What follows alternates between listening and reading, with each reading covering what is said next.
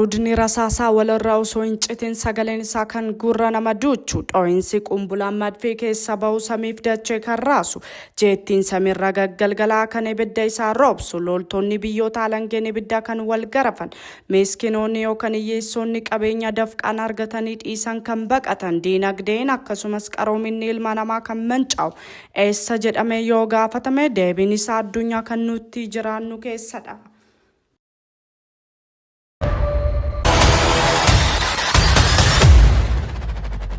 Afrikaa amma Awurooppaa ga Ameerikaa giddu galeessa bahaa fi biyyoota Eeshiyaa Kooriyaa lamaanuu keessa wal waraansi hidhattoota garee lamaanii fi isa ol qoodamaniin godhamu waraana addunyaa tokkoffaa fi lammaffaa booda yeroo kamuu caalaa ammachaa isaa dhugaa mul'atudha. Irra deddeebiin miidiyaalee akka gabaasa isaaniin addunyaaf ifa godhanii ragaa suura sagalee fi viidiyoolee dhiyeessa namni hunduu dhaabbatee akka yaadu gochaa kan jiru fakkaata.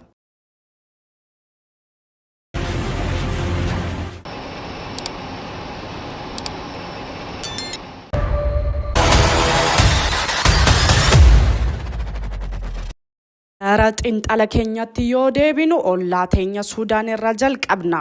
Abaarsaa ta'uu carraa hin beekamin uummanni Suudaan erga wal dhabdee jeneraalota lamaan Albuuraan fi Hameetiin duuka butoota fi loltoota isaanii qabanii lolatti seenanii kunoo waggaa lammaffaa.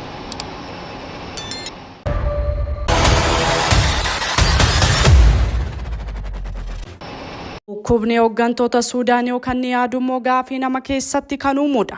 Biyya abbaa isaanii gargaarsa fi liqii biyyoota badhaadhan irraa argame. Misooma hojjetame gamoowwan waajjiroota uummanni itti fayyadamu. Buufata xiyyaaraa Kaartuum Eerpoort maal nu carraaqsise hunda gubaa gadi magaalaa hamma baadiyyaa yoo barbadeessan qaanii tokko malee inumaayyuu kokkooflaa godhu. Maarree jarru kun nagaa guutuu qabu.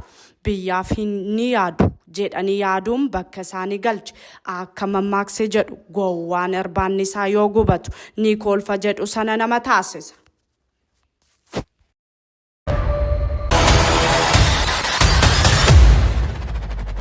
Kanan jedhu maaliif aadaan ta'anii mari'achuu mootummoota Afrikaaf akka sammii fagaate ofiin barannee jedhu gocha irratti maaliif dadhaboo ta'u. Kanan jedhu ardiin Afrikaa ta'ee gaanfee Afrikaa maaliif qabeenya uumaan badhaase qabee beelaa rakkataa kadhataa ta'e. Kanan jedhu yoom laataa qalbii fi qaamni uummata Afrikaa nagaan kan jiraatu.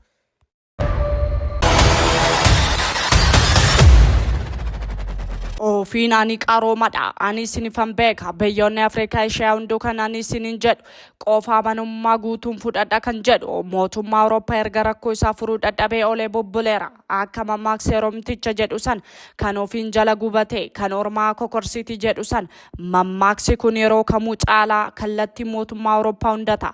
Maaliif ardiin Awurooppaa amma kan deeman itti hojjechuuf ta'ee barachuuf hawwan osoo hin taane kan irra baqatan erga ta'aa dhufte waggoonni lakkaa'amaa jiru.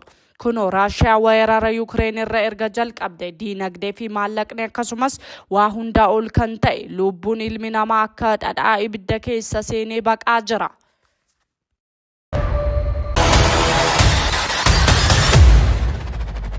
Pireezidaantiin Raashiyaa Vilaadiimiir Puutiin guutuu uummataa fi mootummaa Awurooppaaf akka yaaddoo ta'anitti fufaa jiru.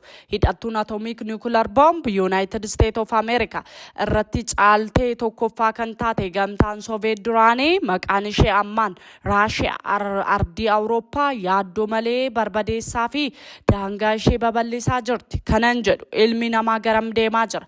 Maaliif nagaarraa waraana filate? Kanan jedhu ardiin teenya maaliif boqonnaa malee waraanaan raafamte?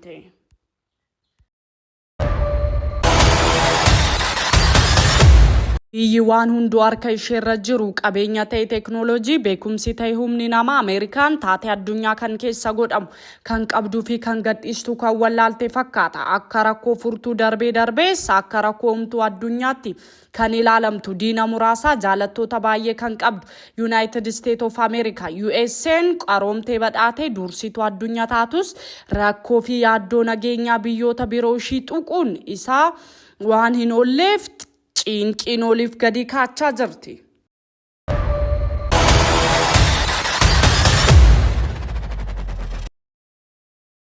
Maarree waa'ee rakkoo Afrikaa fi furmaata yoo yaaddu eessa dhufee kan hin jedhamne waraanni iddoo tokkotti dho'a eessa keessa ba'uu fi waraanni ishee kutaalee addunyaa 800 ol keessa qubatee waan jiruuf rakkoon sun waan ishee tuqu hin oolleef gara rakkoo biraatti adeemtu fi xiyyeeffattu akka daa'imaa waan hunduu isaa hawwisiisu ta'aa kan jirtu fakkaata.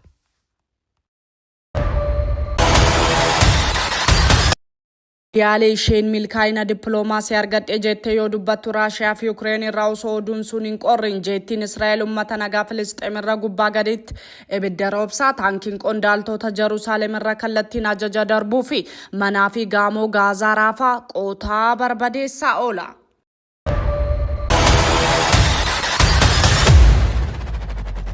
Kun osoo argamu immoo biyyi waraanni walwalii biyyoota guddatan akka dirree waraanaatti itti fayyadamanii kan lafarra kan balleessan Yaman keessa socho'u Iraanii dhachiistee hayuutiin doonii Ameerikaa galaana diimarraa akka hin sochoone irra deddeebiin barbadeessaa gara Ameerikaa gubaa jira. Rakkoo kanaaf sammuun ilmi namaa furuu inuma dadhabe moo maaliif mataan addunyaa fi doorsituun dinagdee Ameerikaa rakkoo kanaaf fala dhabde? Kanan jedhu biyyoota addunyaa daqiiqaa fi sa'aatii keessa gara adaaraatti jijjiiruu atomiik niwukilaar boombiin dho'uuf qarqara irra gahaa jira jedhee namni yaadu hin jiru moo? Kanan jedhu uummanni addunyaa amantaa qabuun waaqa kadhachuu irra deddeebiin hin qabu jettu moo? Kanan jedhu rakkoo siyaasaa kan waraana hawaasummaa keenya nu caalaa moo nu gadi itti haa yaadnu har'aaf xumurreerra nagaan nuuf tura.